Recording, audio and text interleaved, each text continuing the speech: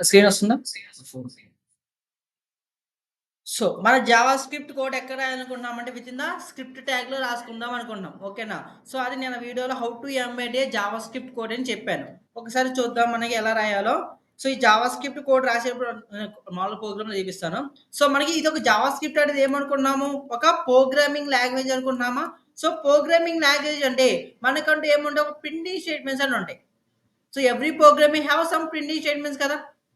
So, ఒక్కొక్క programming language ఒక type of printing statements ఉంటాయి. ఫర్ ఎగ్జాంపుల్ డాట్ నెట్‌కి మీకేం ప్రింటింగ్ స్టేట్మెంట్స్ ఉంటది? కన్సోల్ డాట్ రైట్ ఓకేనా?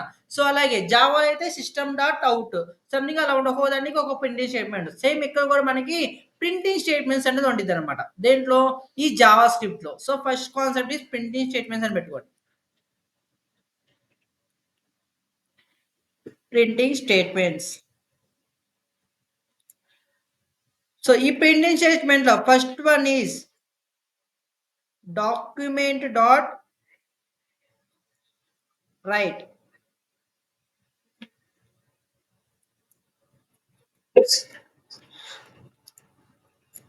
Document dot write, and second one is console dot log,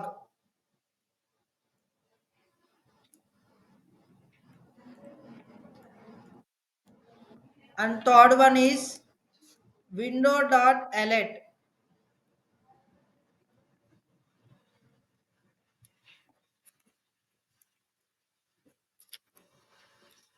and fourth one is DOM వాడుకుంటాం document dot get element by ID.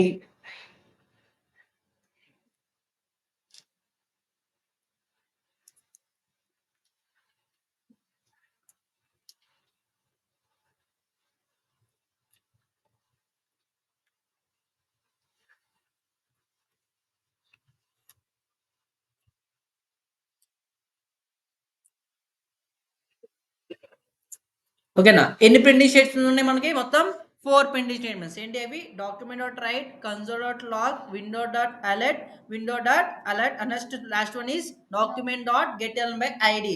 So last statement వచ్చేసరికి ఏంటంటే dam అది. By using dam use చేసుకొని మనం data అనేది pass చేసుకుంటాం అనమాట. ఓకేనా? సో ఫస్ట్ 3 ఉన్నాయి కదా! సో చూడండి document dot write. So document dot రైట్‌లో నేను వితిన్ ద బ్రాకెట్స్‌లో కొటేషన్‌లో టెస్ట్ అని పెట్టాను. ఓకేనా? సో దాని మీనింగ్ ఏంటంటే ఆ కొటేషన్స్ నువ్వేదైతే టెస్ట్ డేటా రాస్తావో ఆ డేటా వెళ్ళి నాకు బ్రౌజర్‌లో ప్రింట్ అవుతుంది. ఓకేనా? సో డైరెక్ట్‌గా బ్రౌజర్‌లో అవుట్‌పుట్ అనేది ప్రింట్ అవుతుంది. వితిన్ ద కొటేషన్‌లో రాసిన డేటా. ఓకేనా? So next console dot log.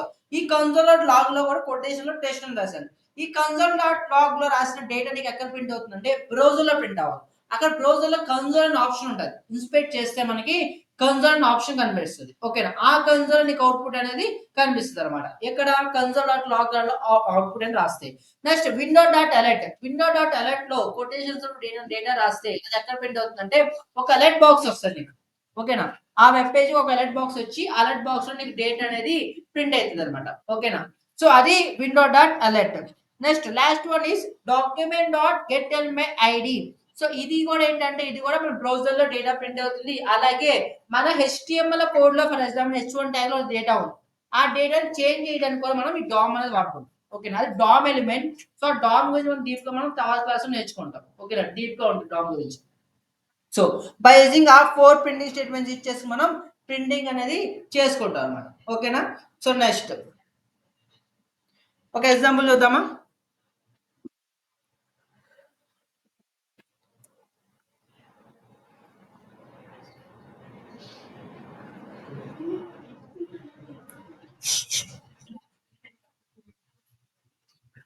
మీరు 9:30 అన్నారు. Recording on.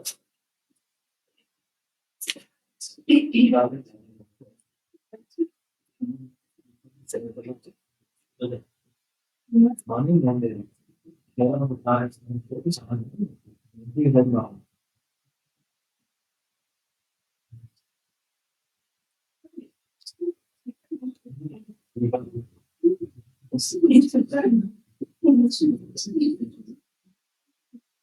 సో నేను నార్మల్‌గా మన హెచ్‌టీఎంఎల్ ప్రోగ్రామ్ ఎలా రాస్తాము? సో డైరెక్ట్‌గా మనం ఒక హెచ్‌టీఎంఎల్ ప్రోగ్రామ్ ఎలా రాస్తామో అలా రాసుకున్నాం. సో HTML ప్రోగ్రామ్ అంటే ఫస్ట్ ఏం రాయాలి? HTML. After that head. After that headline. Headline రాస్తాము. Title. After that body. So ఈ బాడీలో మనకు కావాల్సిన ట్యాగ్స్ అనేది రాసుకుంటాం అంతేనా. So for example H1 this is HTML code అని రాశాను. ఓకేనా. So next script.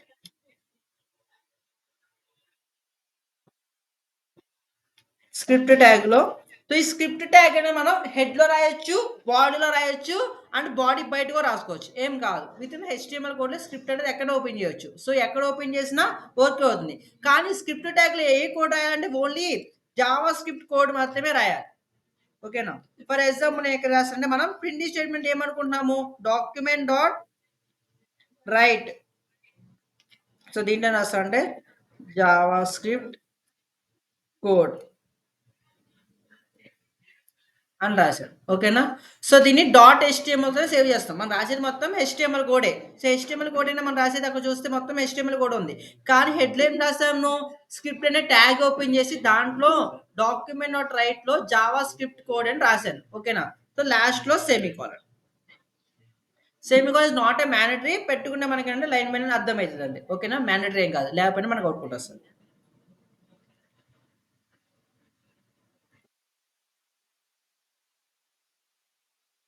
ఇక చూడండి అవుట్పుట్ వచ్చిందా. ఏమొచ్చింది, జావా స్క్రిప్ట్ కోడ్ అని వచ్చింది. దిస్ ఈజ్ HTML కోడ్ అని వచ్చింది. ఓకేనా. సో జావా స్క్రిప్ట్ కోడ్ అని ఎందుకు వచ్చిందంటే ఇక్కడ మనకి డాక్యుమెంట్ డాట్ రైట్ లో ఇక్కడ జావా స్క్రిప్ట్ కోడ్ అని రాసాం. ఓకేనా. H1 ట్యాగ్ లో దిస్ ఈజ్ HTML కోడ్ అని రాసాం. ఇది అన్ని హెడ్డింగ్ లాగా వచ్చింది. ఇది కొంచెం డాక్యుమెంట్ డాట్ మాల్ టెస్ట్ కాబట్టి టెస్ట్ టైప్ లో వచ్చింది. ఓకేనా. సో ఈ స్క్రిప్ట్ ట్యాగ్ అనేది జావా స్క్రిప్ట్ కోడ్ అనేది స్క్రిప్ట్ కోడ్ లో రాయకుండా నార్మల్ గా HTML కోడ్ లో రాస్తే ఏమవుతుందంటే చూడండి. సో నార్మల్గా ఏమైంది అనుకుంటున్నారు మీరు, ఎర్రర్ వస్తుంది అనుకుంటున్నారు, ఏమైంది అనుకుంటున్నారు, అది కూడా ప్రింట్ అవుతుంది. ఇగో చూడండి అది కూడా. ఓకేనా. సో అందుకే స్క్రిప్ట్ కోడ్, జావా స్క్రిప్ట్ ఒక ఫంక్షనాలిటీ మీకు వర్క్ కావాలంటే దేంట్లో రాయాలి, with in the script tag. With in the script tag లోనే రాయాలి. ఆ స్క్రిప్ట్ ట్యాగ్ నువ్వు ఎక్కడ పెట్టుకో, హెడ్ లో పెట్టుకో, బాడీలో పెట్టుకో, నీకు ఇష్టం ఎక్కడ పెట్టుకోవచ్చు. ఓకేనా. సో ఒక డామ్ వాడేటప్పుడు మాత్రం రూల్ ఉంటుంది అది ఎక్కడ పెట్టాలని. ఓకేనా. రిమైనింగ్ టైం నువ్వు ఎక్కడైనా అది పెట్టినా ఏం కాదు. అండ్ ఎన్ని స్క్రిప్ట్స్ అయినా ఓపెన్ చేయొచ్చు. ఒక HTML కోడ్ లో ఎన్ని స్క్రిప్ట్స్ అయినా ఓపెన్ చేయొచ్చు. అంటే ఎన్ని H1 ట్యాగ్స్ ఓపెన్ చేస్తాం కదా, సేమ్ లైక్ మనం ఎన్ని స్క్రిప్ట్స్ ట్యాగ్స్ అయినా ఓపెన్ చేయొచ్చు, ఏం కాదు. ఓకేనా. సో అలా ఏం అక్కర్లేదు, జస్ట్ స్క్రిప్ట్ స్క్రిప్ట్ అని ఓపెన్ చేసుకుంటే సరిపోతుంది. ఓకేనా. బాడీలో పెట్టినా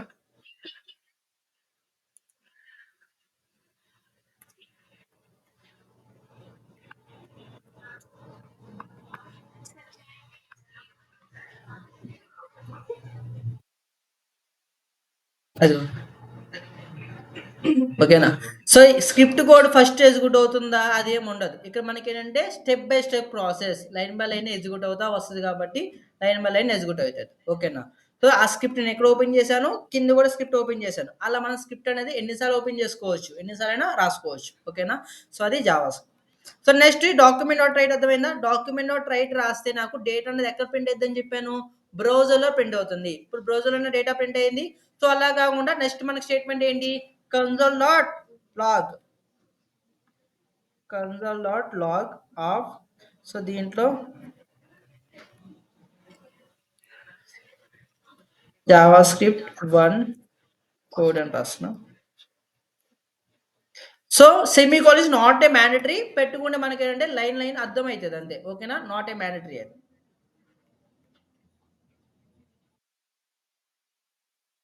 సో ఇక్కడ కనిపించిందా బ్రౌజర్లో ఏమన్నా, నేనేం రాశాను అక్కడ అవుట్పుట్, అసలు ప్రోగ్రామ్లో ఏం రాశాను, జావా స్క్రిప్ట్ 1 కోడ్ అని రాశాను. సో జావా స్క్రిప్ట్ 1 కోడ్ అని నీకు ఎక్కడ కనిపిస్తుందా, ఎక్కడ కనిపించట్లేదు. అది ఎక్కడ కనిపిస్తుంది అంటే ఇక్కడ ఇన్స్పెక్ట్కి వెళ్ళాలి. రోజులో రైట్ క్లిక్ ఇస్తే ఇన్స్పెక్ట్ అనే ఆప్షన్ కనిపిస్తుందా మీకు అక్కడ. ఓకేనా. ఆ ఇన్స్పెక్ట్ మీద క్లిక్ చేస్తే ఇక్కడ కన్సోల్ అనే ఆప్షన్ వస్తుంది. కన్సోల్ ఇదిగోండి, దాని మీద క్లిక్ చేస్తే అక్కడ కనిపిస్తుంది. కనిపించిందా.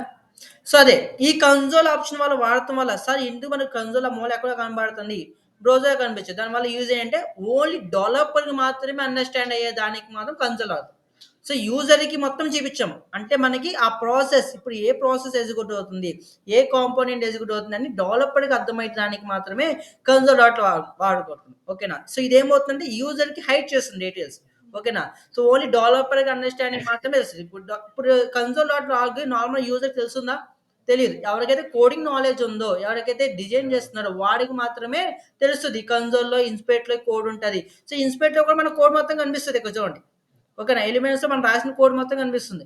సో, ఇది మామూలు యూజర్‌కి తెలుస్తుందంటే తెలీదు ఆడికి. ఎవరికి తెలుస్తుందంటే ఎవరికైతే కోడింగ్ నాలెడ్జ్ ఉందో వాడికి మాత్రమే తెలుస్తుంది. సో, వాళ్ళకి మాత్రమే అర్థమయ్యడానికి మనం ఏం చేస్తామంటే కన్సోల్ లాగ్ వాడుకుంటాం. సో, స్టెప్ బై స్టెప్ అంటే ఏ ప్రాసెస్ ఎగ్జిక్యూట్ అవుతుంది ప్రెజెంట్ అని తెలియడానికి ఆ కన్సోల్ డాట్ లాగ్ అనేది వాడుకుంటాం. ఓకేనా. సో, అది. అండ్ లాస్ట్ వన్ ఏమనుకుంటున్నాము? So, third one window dot alert. Window dot alert of. So, ఇక్కడ ఏం రాస్తామంటే మీ ఇష్టం. నేను హలో జావా స్క్రిప్ట్ అని రాస్తా. ఓకేనా. ఇక సెమికోలన్ అవ్వలేదు చూసుకోండి వస్తది. సో, ఇలా అలర్ట్ వస్తది మీకు. ఓకేనా. సో, ఎప్పుడైతే మనం ఈ విండో డాట్ అలర్ట్ వాడితే మనకి అలా అలర్ట్ బాక్స్ లాగా వస్తదనమాట. ఓకేనా. సో, ఓకే నొక్కితే మనకి బ్రౌజర్‌లో డీటెయిల్స్ కనబడిపోతాయి. ఓకేనా. సో, అర్థమైందా? ఫస్ట్ 3 ఎలా ప్రింట్ అవుతుంది? ఫస్ట్ డాక్యుమెంట్ డాట్ రైట్ ఎక్కడ ప్రింట్ అయితది? బ్రౌజర్‌లో. కన్సోల్ డాట్‌లో ఎక్కడ ప్రింట్ అయితది? కన్సోల్‌లో. ఓకేనా. దేని కన్సోల్‌లో ప్రింట్ అవుతుంది? To hide the details to the user. యూజర్‌కి డీటెయిల్స్‌ని హైడ్ చేయడానికి మనం అక్కడ ప్రింట్ చేసుకుంటాం. ఓకేనా. నెక్స్ట్ ఇది విండో డాట్ అలర్ట్ ఎక్కడ ప్రింట్ అవుతుంది? ఒక అలర్ట్ బాక్స్‌లో మనకి వస్తది. పాపప్ లాగా వస్తది. ఓకేనా. సో, అది. And last one ఏమనుకుంటున్నాం?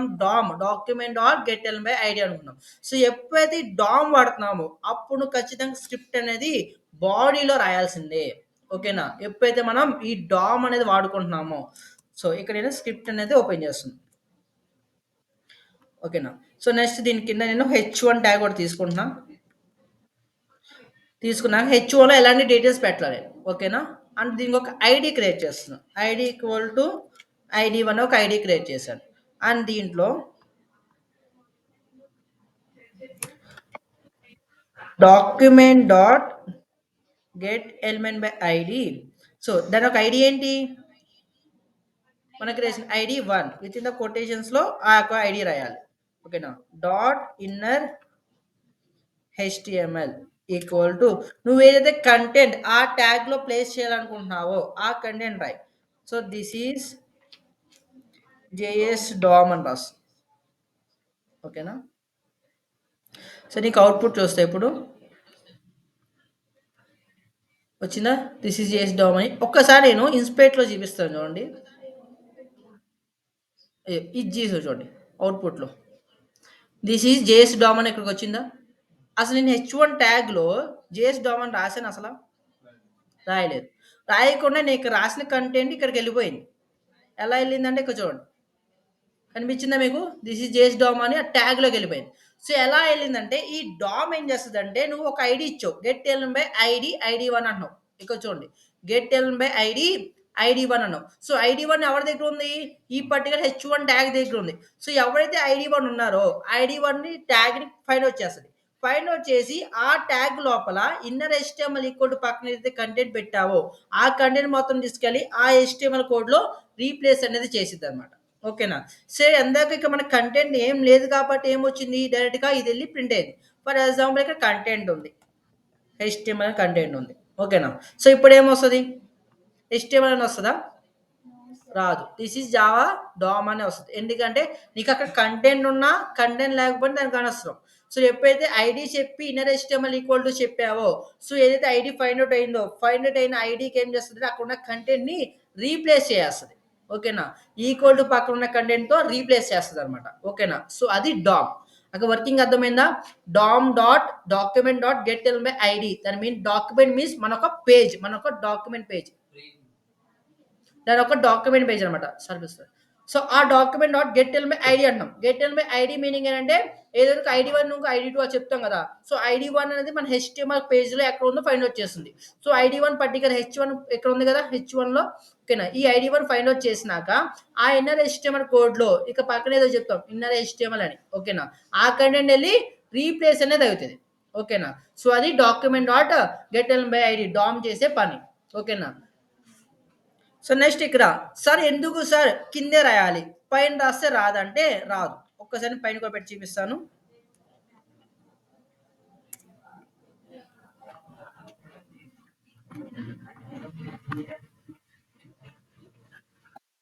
ఇక చూడండి, వచ్చిందా, ఏమని వచ్చింది, హెచ్టిఎంఎల్ వచ్చింది. కానీ డామ్లో ఏమి ఇచ్చాను, దిస్ ఇస్ జేఎస్ డామ్ అని ఇచ్చాను. కానీ డామ్ వచ్చి రీప్లేస్ అయ్యిందా, అవ్వలేదు. ఎందుకు అవ్వలేదంటే మన ప్రోగ్రామ్ ఒక ఎగ్జిక్యూషన్ ఎలా ఉంటుంది, line by line step by step process కదా మన ఎడ్యుకేషన్ అనేది.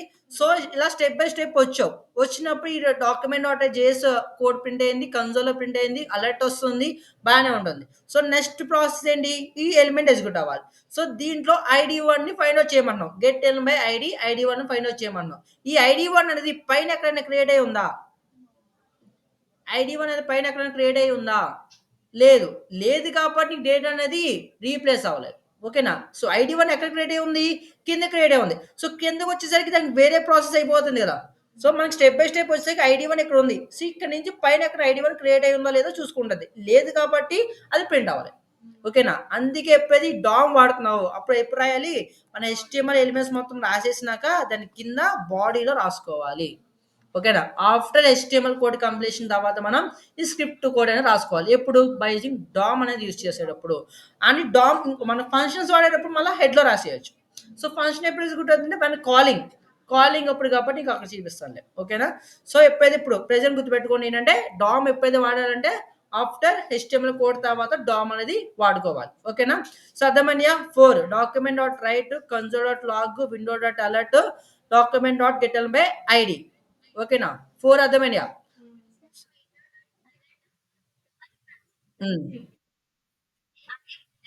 అదే ముందు ఎగ్జిక్యూట్ అయింది అంటే ఫస్ట్ అలర్ట్ బాక్స్ ప్రయారిటీ చేస్తారు నీకు. ఓకేనా, ఫస్ట్ అది ప్రింట్ అయినాక బ్రౌజర్ మొత్తం ఎగ్జిక్యూట్ అయింది.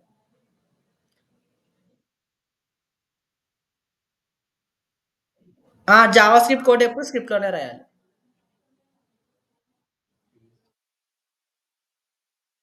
ఇంకేం డౌట్ ఉందా.